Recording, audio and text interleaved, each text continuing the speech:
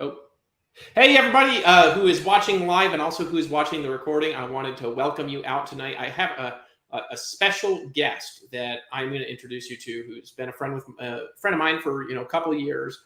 But we've kind of known of each other for a while. His name's Gene Wolff. If you haven't heard of Gene Wolff, you're going to get a good introduction to date because we're going to get him to share his story.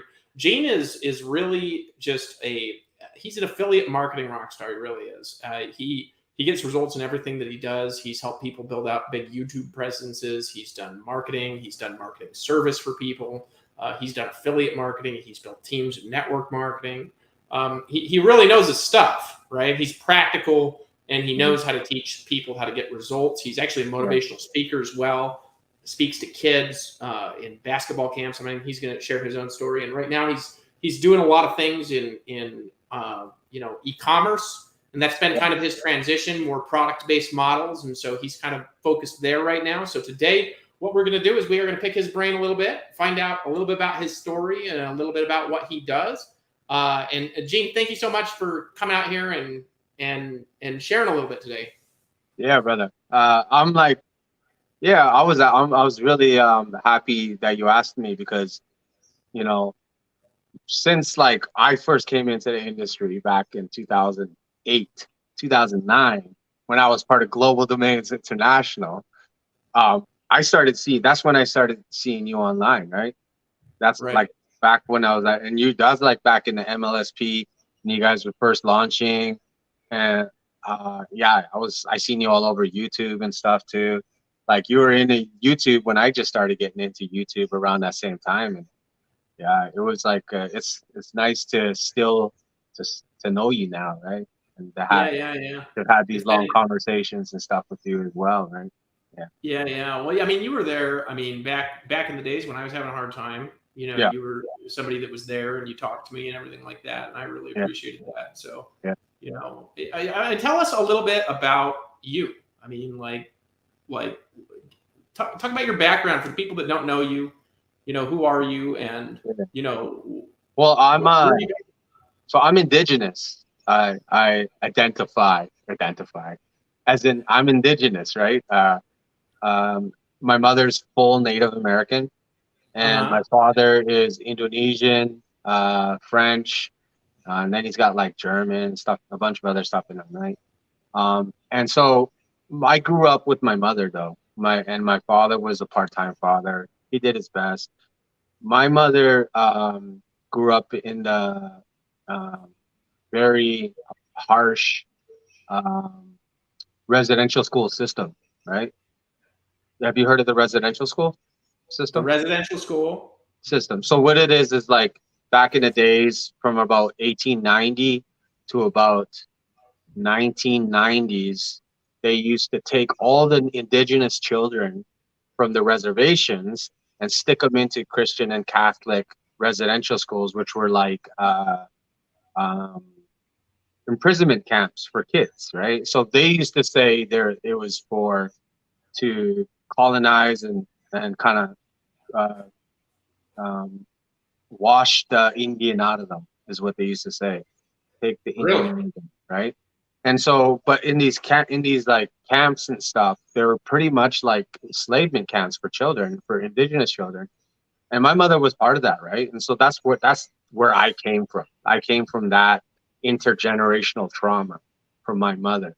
And so she was in it for 7 years, and she was raped, beaten. They destroyed her, right? Really? She eventually ran away to the city in Vancouver, BC, and that's where she met my father. My father was an immigrant from Indonesia, and he was in Indonesia around World War II. His father was like a Indonesian millionaire at the time, but he defected from Indonesia during that time because they were trying to force him to. They confiscated all his like property, everything. So they fled Indonesia to Holland, and went to Holland.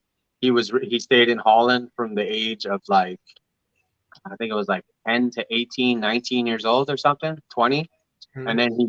then my dad then moved from Holland to Canada. And then eventually the whole family started moving to Canada. And then that's when my mom and my dad met down on we have this street called Skid Row, which is basically like Los Angeles Skid Row, but it's a Canadian version, right? And Oh, so really?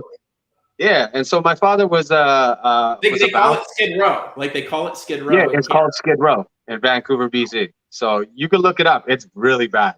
That's probably one of the worst areas for drugs in like Canada, like close to North America too. It's like really bad.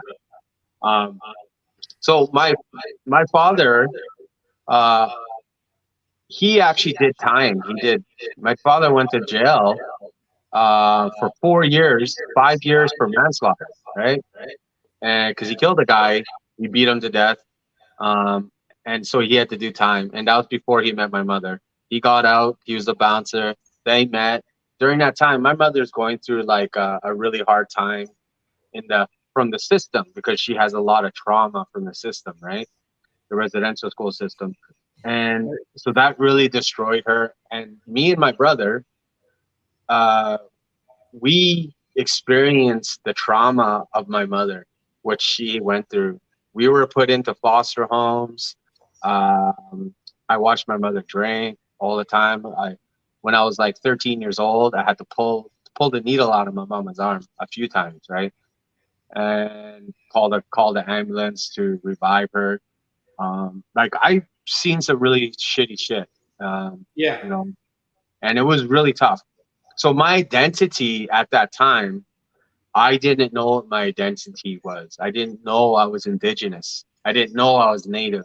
I didn't know my heritage. I didn't know my traditions. I'm an urbanized indigenous Native American, right? And so all my traditions, I'm part of the system of colonization where they wanted to wash the Indian, beat the Indian out of us. And they did. And so I'm an urbanized Indian. I grew up in the city. And so I came from pretty much that stem of intergenerational trauma that was passed on from my mother and her beliefs and how to raise me. And so I was at home at times, sometimes, 5, 6 years old by myself for 3, 4 days at a time, feeding myself too, like local bread, some oatmeal in the fridge. I learned how to make oatmeal at a very young age. Yeah. Peanut butter. My mama would buy peanut butter, a loaf of bread, and say there's oatmeal in the fridge. And she'd come back 3 days later, right? And this is Yeah. because she's like strung out on heroin, strung out on drugs and alcohol and stuff. And so that's me. That's how my life has always been. It's always been survival. It's always been taking care of myself, and it's for a very long time, as I said, I because I never knew who I really was. For me, it was just about surviving and getting my next meal, most days. And thank God, I found athletics and sports, right? I found Yeah. basketball. So basketball kind of really gave me a home, gave me a home away from the home that I was missing. It gave me. I didn't really have family there looking after me either. I had no family. I had no cousins, no aunties, no uncles. It was just me and my brother. And my brother was really into gangs and stuff too already at this time. So he never really took care of me either. So I'm just a little Indian boy running around on the street, right? To give you an example of this too, I was hit by a car at 5 years old twice Oh, really? in the same spot, Oh, right? wow. In the same spot on the same street. And, yeah. And then like 2 years later, I got hit by a car twice again in a different city, right? Where we moved to this other place called Rupert. And so, yeah, I've been, I felt a lot of trauma at a very young age. But I found basketball, right? And so basketball, as you can see, this a lot of these trophies and stuff that you see were from 36 years old until now. I'm 42 years old. So in the last 6 years, I won all these trophies and shit. And it Oh, was wow. just from wanting to rebuild myself and prove myself again, right? So back in the day, I turned into this legendary basketball player. I was named one of the greatest Canadian basketball players of all time on the list. In college, I led Canada in scoring. I went to the United States. I led Washington in scoring. I went to UNBC out in Prince George. I led my college, my league, Canada. I won like MVPs, all that stuff, right?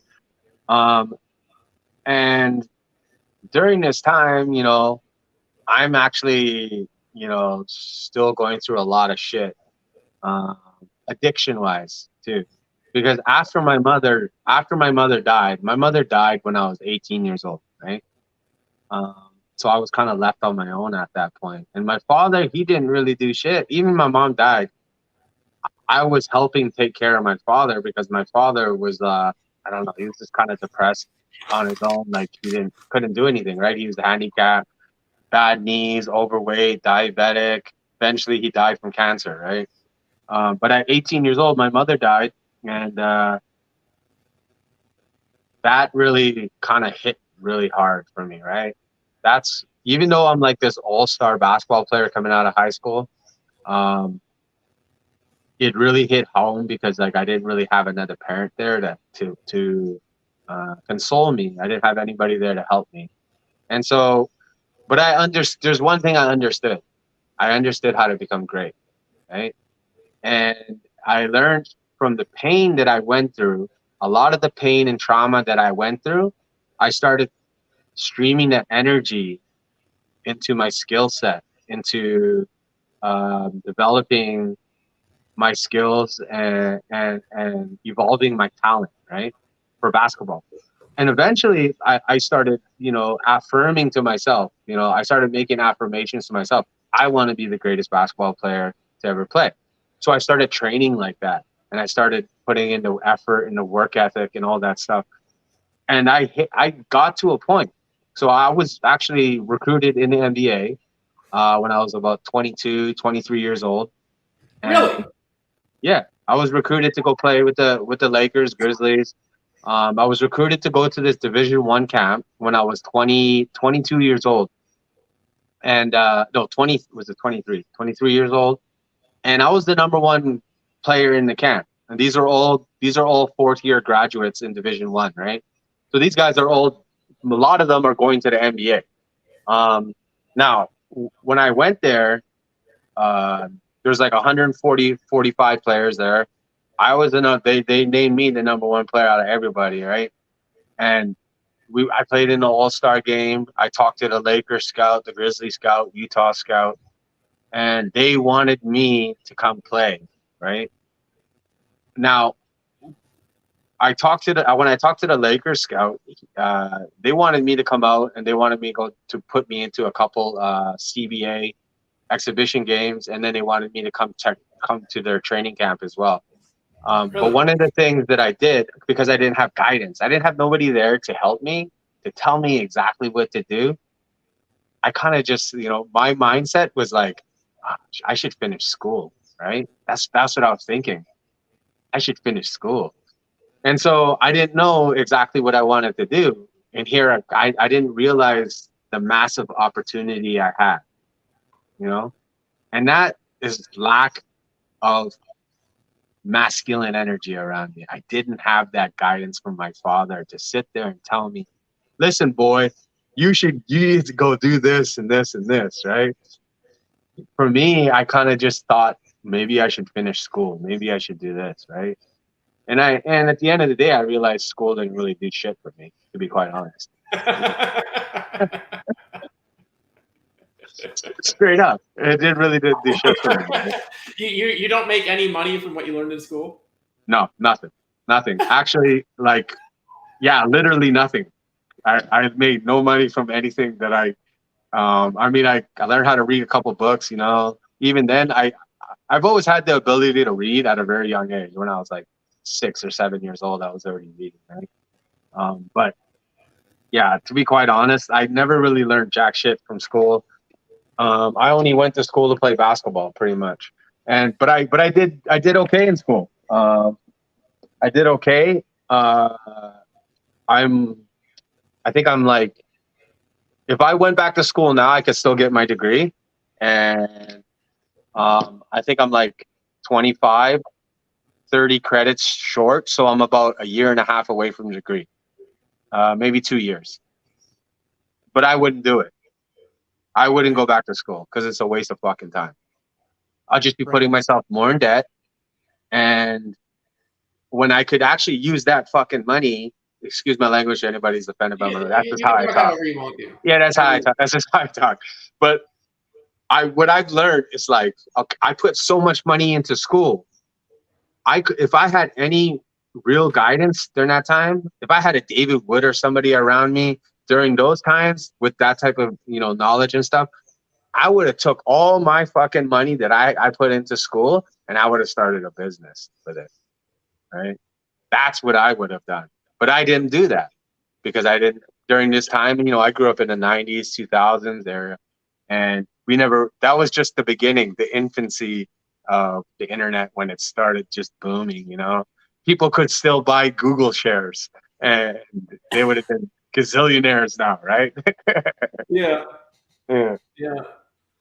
So it's an interesting background. You went to school, you got recruited to play in the Lakers. You're like this, legend, basketball legend up in Canada. How does this lead to affiliate marketing? Like, how did you get into this whole affiliate internet marketing thing? So as I said, I never really had guidance. Right. The streets were my guidance. My best friends were my family. That's who helped take care of me, right? But they didn't know any better either. A lot of these guys didn't know any better either. So they did their best. A lot of them, they said, Gene, you shouldn't be doing this with us. They always said that. Like a lot of my friends were actually, even though they're knuckleheads, gangsters and stuff, they always said, Gene, do you really think you should be around this? And me, I'm always down, right? I'm like, yeah, it's all good. Don't worry about it. I'm down. Let's go. And we did some really crazy stuff, right? I won't get into too detail, but it gets crazy, right? Guns and shit like that. But eventually that led me to going to jail, right? So I did time in the States. I did a year time federally in the States. And that led me to rediscovering myself. And I'll tell you something. When you're deprived of your freedoms of movement, your freedoms of body, you have to find out who you really are, right? You have no control over your body once you go to prison. They control your body. They tell you what to do. They tell you when to sleep. They tell you when to eat. If you don't do it, they'll add more time, right? And for them, when I realized that I'm just a share. I'm a market share to them because prisons are independently owned, right? Yeah. And so for them to keep me in jail, it's like $1,500 to $2,000 a day. And so that's what they're getting paid to keep me in jail. Is that what it costs for a prisoner? Those guys are like banking for nothing. They put you in like a little cement room. I mean, that's crazy. And so when I was working in jail, I was getting paid like $1.40 an hour, dude. Right? Crazy. Man. Yeah. So they're making about $2,000 a day off me, and I'm getting paid about $1 an hour, and I'm having to work. I'm making like $6 a day for 8 hours of work. But yeah, so I went to jail, and I had to rediscover myself. How sweet for that, dude. So, but like, jail was one of the greatest things that ever happened to me. Yeah. Because I became so disciplined. I became a monster in there. Like literally, I read almost 40, 50 books on spirituality, Buddhism. I dug into Christianity. I started reading about the Nation of Islam. I started digging. I started digging more deeper into Buddhism, and I started understanding the art of letting go, of detaching myself to certain things. Right? I started realizing that I'm not my body, and I started realizing that this body that we have is just a form of attachment. It's a form of illusion that we have. And I started learning about these things, and it opened up the possibilities in my head. I started realizing I achieved massive greatness, legendary status in my city and also in Canada through basketball. And I'm a Native American, and it's not easy for us to do that. You know, where it is, being Caucasian, you have the upper hand. Your opportunity is a lot easier because it's handed to you. Whereas when I come into an urban setting, I have to work 10 times harder than everybody else for everybody else to notice me, right? Because because that's just the nature of the um, hierarchy in society, right? Right. Some opportunities are greater for others, and unfortunately it's based on race. I hate to be that person, but I experienced it, right? Is what I'm saying. I'm speaking of experience. So in jail, I started realizing something, that I went from this kid who has nothing to achieving legendary greatness in basketball, and I had a blueprint for how to do it. And I started realizing that this blueprint that I have can be applied to anything, right? And it literally came down to consistency, hard work, increasing output and input, and not giving up. And I started realizing a lot of my mistakes that I used to make were not mistakes at all. They're lessons. They're learning lessons, right? It's information. So a lot of the times we, as human beings, we become these people who get down on ourselves because we fail. We start to mentally break down and doubting our abilities. But we don't. But when you start to realize you're not your body, that this is just a learning vehicle, you start to realize that everything is information. You know, everything is information, and it's important that you understand that you are destined to go through adversity, but adversity is just a harder way to learn. And once you start gaining this knowledge for things, you can achieve pretty much anything you want. Now, what it comes down to is just getting off your fucking lazy ass and applying yourself. And that's the hardest part. It really is hard. I'm not joking. Some days I don't want to do shit because I'm fucking because of life, right? Right. Some days I don't want to do shit. But then I realize, like you have the blueprint if you just apply yourself. And you can apply yourself to pretty much anything, right? So coming out of jail, before I got out of jail, this is like the last 2 months of doing my time, I thought to myself, it just popped in my head. There's 2 billion people connected to the internet. I gotta be able to make $1 from them, right? $1. That's it. And so when I got out of jail, the first thing I did was I went to Craigslist. I went to Craigslist and I saw an ad for Global Domains International. It's hilarious. It's really hilarious. And it was an ad that said I can't remember the guy's name, but the ad was like very worded to like make me think it's like a job. So I replied to the ad.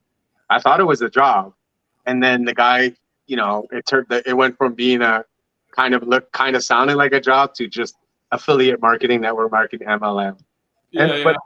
And that was my first. I didn't know what the hell understand. I've never promoted anything online. The closest thing I've gotten to online was going to yahoo.com, go to Yahoo chat, and play Yahoo pool. That was it.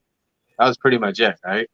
And so I replied to it, and that's when I started really rediscovering myself in the industry. For 3 years, I made no money. I made enough money to pay for my membership every month. I was making, I think the closest I got in the 3 years was about $300 a month, which is still pretty damn good. I recruited almost like 100, 200 people into Global Domains. And, You recruited 200 people to make $300 a month? well, you're only getting paid $1, right? Yeah, right. Right. So, but that kind of led me into understanding my worth, my value as my time. I started, in order for me to start valuing myself a little bit more, I had to make $1 per recruit, right? You begin to realize, like, I put so much energy into this. Why am I getting paid so fucking less? Right? Right? And so, but I almost quit. 3 years into the industry, I almost quit. Like I almost gave up. I was like, I can't afford this, right? The amount of energy and time I'm putting into it, I can't afford to not make money. And so I sat down for about 2 or 3 days, and I gave myself an ultimatum. I said, if I don't figure it out in the next 72 hours, I quit. I'm gonna cut my losses, and I'm gonna go get a fucking 9 to 5 job, right? Yeah. And so I sat down and I started to do my homework. I started to dig into YouTube. I started to look from a psychological point of view. I started to dig into people and try to figure out, what am I doing wrong, right? Right. And um, eventually I came to the conclusion that I was in the wrong industry. See, I was so focused on the make money online industry, and I wasn't in that industry at all. I came after 72 hours. I realized I was in the people helping industry, and that little tiny change, going from a desperate man who wants to make money online to transitioning to helping people, I started to realize that when I solve people's problems, I always have an opportunity to make money. Or when I become a solution expert, that opens up the entire, it broadens everything. It allows me to branch off into everything, right? And so uh yeah, like a month later I was making $3,000 a month, right? Just like that. Just like that. And it was so crazy, because what happened was, once that clicked in my head, I started realizing I didn't have to just promote global domains. I can promote people helping tools and earn commissions multiple by streamlining a funnel, Yeah. right? A funnel of tools that people need to succeed, right? Right. And so that led me to two systems: the spiderweb marketing system with Kimball Roundy, Yeah. and Tissa Godvartarni's Acme People Search. Oh, you were working with Tessa. Oh, I did really well with Tissa too. Like, his system converted like crazy, dude. And during that time too, I was really big into black hat marketing. So I was into black hat marketing as well. And I started finding pay-per-click coupons. So I started realizing how to leverage PPC with Yahoo. And I was finding these $300 pay-per-click coupons, and I was getting them for so cheap, like 10, $20, right? And I found a way how to keep using them over and over and over and over. So while I was getting all this pay-per-click traffic, I was utilizing a black hat method to keep being able to use the coupons over and over, and it blew my income up, right? Blew my income up. And Tissa's system converted like crazy. He had this plain white sales page with this big ass house in the top, and boom, it goes through all the sales. People would sign up to all the income streams just like that. So easy. I didn't have to talk to anybody. I Oh, he's just had great. to I send. love Tessa. Yeah. Tissa knows. Tissa, I had a good. Tissa, we were cool, right? He was one of the people who really made me see multiple streams of income. And then also, I got into the spiderweb marketing system, right? And that's when I really started understanding direct sales with Kimball Roundy. Now, when I got into the spiderweb marketing system, I was doing a lot of leads on YouTube. This is when I really started pushing into YouTube. And because I'm a black hat marketer, I learned how to inflate my views and rank my videos really high on the top page, right? And so I was generating 100, 200 leads a day, and I was getting a lot of signups because of that. And yeah, I did really well with Kimball Roundy. Eventually, he shut down Spiderweb marketing system, but I was very grateful to learn a lot from Kimball. Um, you know, we had a bit of a run out, you know, because he didn't pay me my commissions at one point. But for the most part, I learned a lot though, right? Like he helped me understand sales funnels and sales. He was like literally the first sales funnel that I ever experienced. Promoting multiple streams of income without having to talk to people, letting video sales letters close all my sales for me, right? And so that was like 2009, 2010, right? Yeah. Yeah. Yeah. I mean, I remember this because that was like spiderweb marketing. That's like around the time that I got started, that thing was going. Yeah. Yeah. Yeah. So yeah, and then you know, I started doing really well. I hit rock bottom though. Right. I started getting depressed. I started because I was always working and grinding. People like they think you know it's all flowers and rainbows and sunshine when you're an entrepreneur and you work for yourself, but they don't realize like you have to fucking work harder than everybody else to sustain a self-employed business. It's not like going to a 9 to 5 where you get paid for going to work. You have to work harder than those people, because if you don't, you don't have no income, right? You have no income at all. And so I started hitting rock bottom because I started getting burnt out and depressed from all the work I was putting into it. And I started drinking. I started drinking a lot, drinking alcohol. And that was kind of my crutch. Alcohol, drinking beers once in a while here and there. Eventually, that led me to uh, really like hitting rock bottom. You know, I hit rock bottom pretty hard. But even when I was at rock bottom, I was still marketing. I was still like, I would snap out of it for like a week. I go make some money, and then I'd start partying again, and then I'd start partying again. But I would always just a little bit give a little bit into my business to keep my business going, and I always did. But you know, since 2008, I've been self-employed. I've always been self-employed since then. Right. Yeah.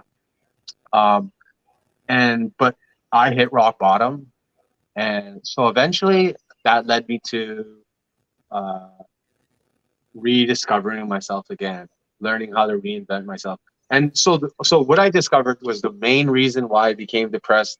You know, I was burnt out, yes, but it was because I couldn't play basketball anymore, right? Because I had knee surgery on both my knees, All right. and yeah, so I had knee surgery on my right knee when I was 17. And then I had knee surgery on my left knee when I was 31.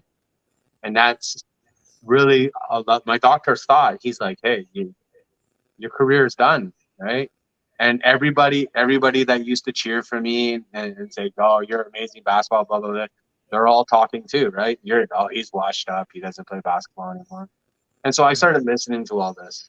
You know, I started listening to the rumors, listening to people talking, and I shouldn't have been listening to them. You know, I should have been listening to my heart to get my ass in gear and work my ass off. But I was so depressed. I was allowing people to tell me who I am, right? To tell me what I can do. And which led me to hitting rock bottom, you know, really rock bottom, you know. I eventually got myself up. I went to this seminar called Choices.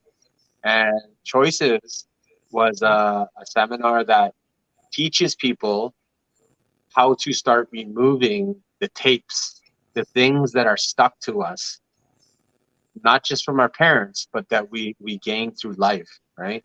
To identify the tapes that hinder us from achieving greatness or rediscovering ourselves, right?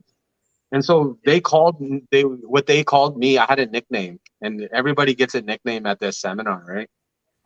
My nickname was the dream killer, because I was always killing my own dreams, right? That's what they said. I was always killing. I I had the opportunity to achieve greatness, like at another level, but I was so scared of success. I was so scared to go to a place to I don't know, right? Like it's scary sometimes when you get to it. Like, you know what I mean, because you were there. You were at Yeah. the very top, and financially and everything, and it's scary sometimes because it's a different type of feeling that you have inside you. And that's a feeling that's really scared me, because I grew up, no, my parents both were had issues, right? I never had no guidance, so I didn't know what to expect. And I think that's why I sabotaged my own dreams a lot, you know?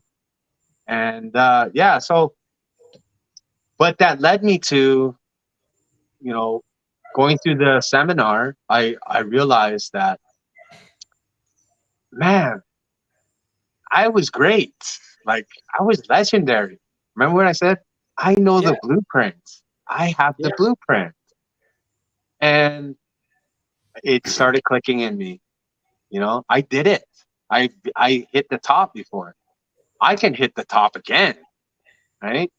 And so I this led me on my sobriety journey, and I decided to quit everything: alcohol, drugs, partying, um, recommit myself to my health, recommit myself to being an amazing father, recommit myself to being present in the now, and not my past isn't who I am, right? It's just part of the wisdom I had to go through in order to gain this certain wisdom, right? And so, yeah, I uh I understood I had the blueprint. I just had to apply the blueprint to what I need to do, right? Work ethic, getting off your ass and doing something about it, right? So, like, don't get me wrong, like, we all go through depression, we all go through mental illness, but it doesn't mean you have to accept it. It doesn't mean you have to say, that's who I am. That's not who you are. Who you are is who you choose to be right now, right? If you want to choose to be something, you can choose to be it, and then you just apply yourself to it. That's it. Application, you know? And so I started training. I started doing all the things that I did before to become great and legendary at basketball.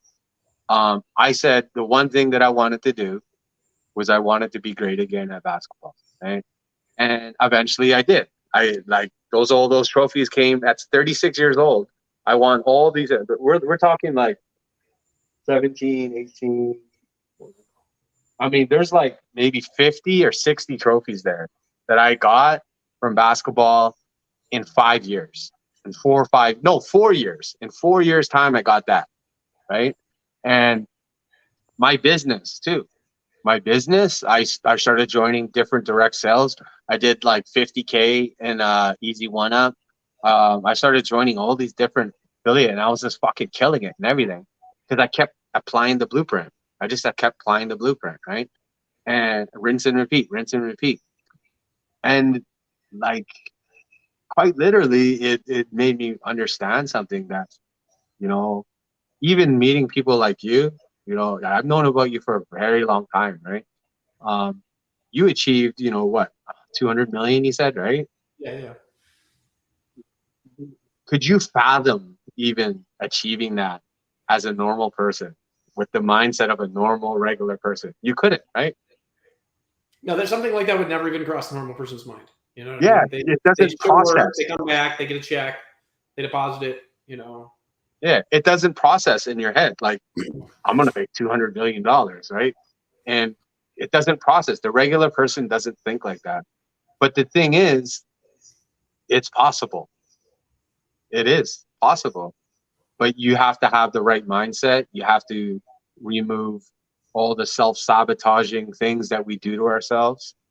Um, anything is possible if you just put in the work and you do the right things. I mean, clearly there's a blueprint, but if you do enough of the right things, eventually you're going to get the right results, right? Eventually. Yeah. Hopefully. Hopefully. Well, definitely. Yeah. Well, we've talked about, you've mentioned something a bunch of times. Okay. And this is what you've said. I have the blueprint. I realized I have the blueprint. So what's the blueprint? I mean, how do you be a champion? So, okay. So everything that I've done up to this point has been about acceptance that my failures don't, that's not who I am. My failures is information. I'm a computer. I'm accumulating data. And when I get enough data, if it's like not, it's a numbers game in basketball, right? If you shoot enough jumpers, you're going to get enough data and you're going to realize how good of a player you are based on your percentages. In order for me to achieve a certain aspect and raise in my game, I had to raise a certain level of percentage in every area. Turnovers, right? You know what a turnover is like. I'm playing, and I pass it to the other team. That's a turnover, right? If I shoot the ball 10 times, at broken gene, when I say broken gene, this is when I'm all broken down and everything. I'm hitting 3 out of 10 shots. But as Gene starts raising his frequency, he starts hitting 6 and 7 out of 10 shots, right? And everything's a numbers game when it comes to even analytics and business. It's always numbers. And so the blueprint about your numbers is raising your frequency and your percentage levels to a certain level that's going to produce X amount of volume for your business or for whatever you're trying to achieve. The blueprint has always been about, I have to do A, B, C, D, and all these, do these certain things to achieve a certain level, to achieve a certain result, right? If I do these things, I'm going to achieve this result. If I get up and I one of the things I learned from you a long time ago, and I learned from a couple other people, was daily action plan, right? Yeah. Having a daily action plan. Those things really, if you just stay consistent with your daily action plan of activities, not just any activities, money-making activities. For me, when it came to basketball, it was activities that raised my skill set and my percentages higher, right? If I hit a certain amount of percentage in a game, I'm always going to win, right? And so eventually, like my team, I created my own basketball team in my city. My team, the team that I created, is the most winningest team in British Columbia across 3 cities, right? Vancouver, Burnaby, and Surrey. We won all the leagues, and I became the most winningest player too in the past 5 years, right? And it was because of my percentages. I raised my percentage levels at certain things, and I practiced certain activities that allowed me to increase my percentages and made me a better player. Again, and then the next thing was surrounding yourself with people good as you or greater, right? And by doing that, you raise your frequency level, because when you have people who are smarter than you, when you have people who are more athletic or gifted than you, you start to raise yourself to their level, right? Because if you don't, you're going to get left behind. But their frequency level is a lot higher than you. So in basketball terms, that was about me pushing myself to get at their level physically. Even though I was like that before, I'm not like that anymore. No, I'm old now, right? But I realized that I have to raise my frequency up. I have to raise my work ethic up. I have to work harder than these guys, because if I wanted to achieve what they're achieve like greatness again, I have to raise my level up to other great people, right? The same level. And that was what I did when I was younger. I played with a lot of different great basketball players, and I always said, it wasn't a competition, but I'm going to be greater than you. And I've always raised my work ethic level. I did everything I had to do work ethic wise to get there, right? And that's the blueprint. The blueprint is work ethic. The blueprint is surrounding yourself with people who are just as smart as you or greater, right? It's not settling for. It's not allowing our trauma, and it's not allowing our past to dictate who we are now. Those are things that we've just had to go through in order to be who we are now, right? And that's as much part of the blueprint as it is anything. I think that's one of the most important things, because we self-sabotage ourselves because we allow our past to dictate who we are today, you know. Yeah, and that I think that is so common. Because we all go through phases at different times when we do that. Yeah. How does somebody get out of self-sabotage from self-sabotage? I mean, you have to identify, and I mean the ego, right? Your volume just tanked. Yeah, I got a phone call. Yeah, no worries. You hear me now? Yeah, I can hear you better. Yeah. Yeah, the baby mama's trying to message me. Okay, yeah, but so the what was I saying? What was I saying? Oh, you were talking about self-sabotage. Oh, self-sabotage. So you got to identify it. Yeah, you have to identify like your habits, because your habits are the things that don't it's not what you want, right? We all have bad habits, and we always justify nurturing these bad habits because it's okay.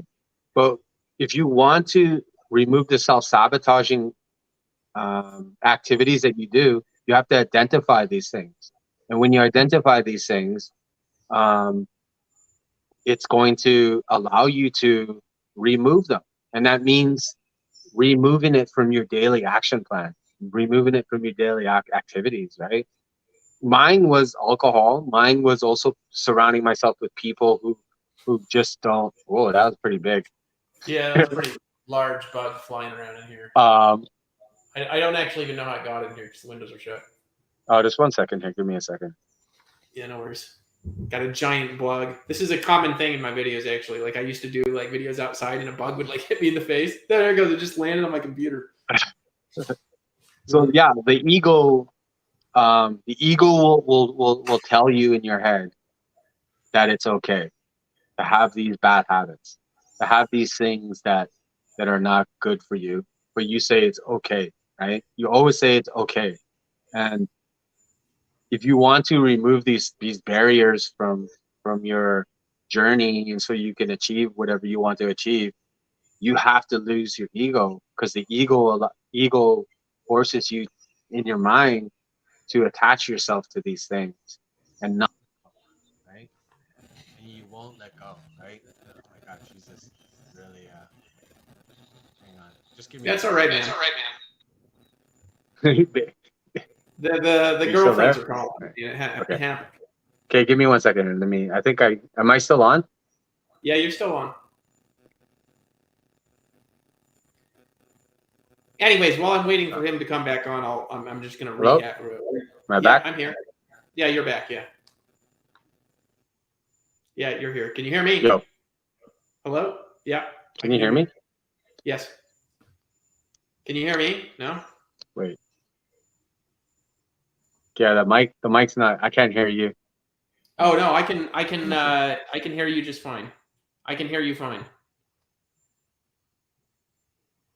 Hold on, let me send you a message on Facebook. Mike. Hold on. Gene Wolff, give me a second here. Yeah, I can't hear what you're saying. I hear you just fine.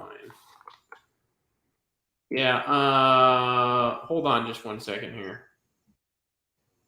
Yeah, my microphone is on. Can everybody else hear me? Can you hear me? Yeah, I can't really hear you, bro. Yeah. You can hear me just fine? Okay. Yeah, I can't hear you, though. I can't hear you. I don't know why. Wait, let me see. Yeah. Can you say something now? Yeah, hello? Okay. Anyways, yeah. Yeah, send me a text. What are we talking about again? Yeah, we are talking about breaking through your limiting beliefs from the past. All right, here we go. We're talking about breaking the, yeah. So the limiting beliefs. So reprogram you a lot. I think you're gonna understand this a lot too. You have to reprogram yourself. So a lot of it has to do with neural pathways. Neural pathways are things that we have created inside of our brains, and we become addicted to certain things. We become addicted to certain actions. I had a lot of different neural pathways connected towards my upbringing too, as well, and so those helped me create self-sabotaging, limiting beliefs. Right, and when I did that, when I identified those things, when I realized and I lost my ego, I realized I'm not perfect. I realized that, I'm weak just like everybody else as well. I'm a human being. I accepted that I'm not a certain thing uh, of greatness at certain points. Then I could identify these things, and I started to choose to not do them anymore. I realized that if I keep doing this, I'm gonna keep getting this result. Right? I started realizing that if I keep fueling and nurturing these addictions, it didn't matter what it was, whatever addiction, but if you keep nurturing certain things in your life and fueling these addictions or these things, these limiting beliefs, you're going to keep getting Z result, right? That's what you're going to get all the time. And there's literally, it's not going to change. We can try justify it every time and say, yeah, it's going to change, but it's not going to change. Things won't change unless you start removing those things from your life. And a lot of it too sometimes is people.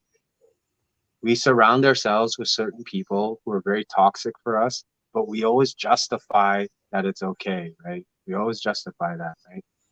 You know? Great. Can you hear me or no? Can you hear Yeah. me? Okay, I still can't hear you, bro. You can't hear me. Yeah, yeah. Okay. All right. Hold on a second. They can hear me. Hold on. I'm going to type you something. Hold on. They can hear me. So why don't you just give your Wait, let me see if this is live. Hang on. you want? Wait, let me see if this is live. Hang on. Yeah, it's live. It's live. I can They hear can you. hear me. Okay. I can't hear you on my other phone. Let me see if this is live. You can hear me on the other phone. Am I echoing? A little bit. Yeah. But what I can do is I can mute myself back out or something like that. Okay, hang on. Let me put my headphones on my other phone. Just one sec. Yeah, yeah, no worries, man.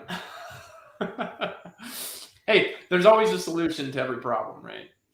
There's always a solution to every problem. So, I mean, this is part of what we're talking about because, we think Okay, I think that works. Yeah, can you hear me now? Good. Okay, we're good now. It's a little bit of a lag. A little bit of a lag, but it's okay. Yeah, so I talk and then you hear me on Facebook and then you can respond. Can you? I think you hear it. Yeah, I think you can. Anyways, Gene, we're having communication issues. So we've been on here for about an hour. Why don't you just talk about whatever it is that you want to share, and we'll close it out. Just say whatever you want to say to people, encourage them, whatever you think is going to impact people, and we'll just call it good for the night.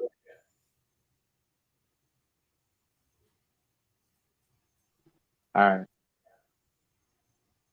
Okay. Yeah, I'm actually lagging, so like the audio on this is lagging. So yeah. Okay. So my limiting beliefs, they never end. They always continue to grow, right?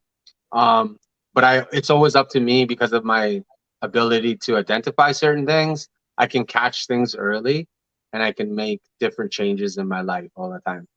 And one of my limiting beliefs a lot of the times was I felt like, being with global domains back in the day, and just this is from the beginning, I was so committed and dedicated to global domains. I thought it was like the unicorn. I thought it was the unicorn, right? And I realized that my limiting beliefs was possibility. I didn't realize until later, when I started receiving success, I started staying optimistic and I started allowing other things to come in. And I started experiencing other things from other people, other knowledge. And I started opening my belief system up to other people. And when I started to open myself up, I began to learn more things from David Wood. I started to learn more things from Tissa Godbotani. I started to learn more things from Dagan Smith, like Matt Lloyd. When I started to realize that there's people out there who have mastered certain aspects of the industry, certain aspects of life, and they figured shit out, it allowed me to evolve myself. It allowed me to remove my ego. The ego was always going to get in the way of you succeeding. It's always going to be there because we are egotistical beings. We feel like we're the center of the universe, right? And if you want to continue, you might be struggling, but don't ever think that your struggle is who you are. The struggle is just information. It's just information so you can adjust your campaigns. It's just information. Your failures is just lessons so that you can adjust and do what you need to do so that you can start succeeding. A, B, C, and D, split testing, all those things to generate information so that you can get the winner. Eventually, you're going to get the winner. And that's what life is. That is pretty much what life is in a nutshell as well. If you split test certain things in your life, you're going to fail, but you're going to succeed eventually at one of them, and you're going to figure it out. And don't accept failure as that's it. I've been at rock bottom. Dave's been at rock bottom. Many people have hit rock bottom. And rock bottom, if you haven't hit rock bottom, then you don't know what real success is. Straight up. If you haven't hit rock bottom, then you don't know what success is, because in order to feel what real success is, you have to feel what the bottom feels like, And so, embrace your failures, embrace the hard work. Just keep working hard, and that's pretty much, yeah, in a nutshell, yeah. Awesome, man. Well, I mean, we've been on here for a while. We're having delay issues, and so I would probably continue it on a little bit, but it's kind of hard to go back and forth. So I would love to have you out another time. I have enjoyed this tremendously. You never know really what you're going to get a treat for. I thought this was actually a tremendous treat because this is the real stuff. A lot of times people think that strategy is the real stuff, and we always need real strategy, right? But the real stuff is it is personal growth, right? Because personal growth is what drives all the strategy. Personal growth is what drives the success. Personal growth is what drives the creation of companies, the creation of offers, the creation of things that work, because we have to make ourselves work before the world on the outside of us, it also works. And so, I encourage everybody, if you're on here to, follow Gene Wolff, you know what I mean? You can look him up on Facebook. And he's doing a lot of e-commerce now, so he doesn't really have a lot of traditional websites and stuff like that the same. But follow him, check him out on Facebook, find him on YouTube, watch his YouTube, watch his YouTube videos, and I encourage you to listen to this 3 or 4 times, because if you really get the message that he talks about in this video, I would say that this is more of the secrets than a lot of times what you're looking to be the secret, which is you're looking for a magical strategy that's going to make things work for you. But really, it's not the magical strategy. It's how can you make yourself magical, right? So, Gene, thank you for coming on. I know that we are having a delay, so I'm just going to end this. I appreciate everybody. Feel free to reach out, share this, follow Gene. And Gene, thank you for coming out, brother.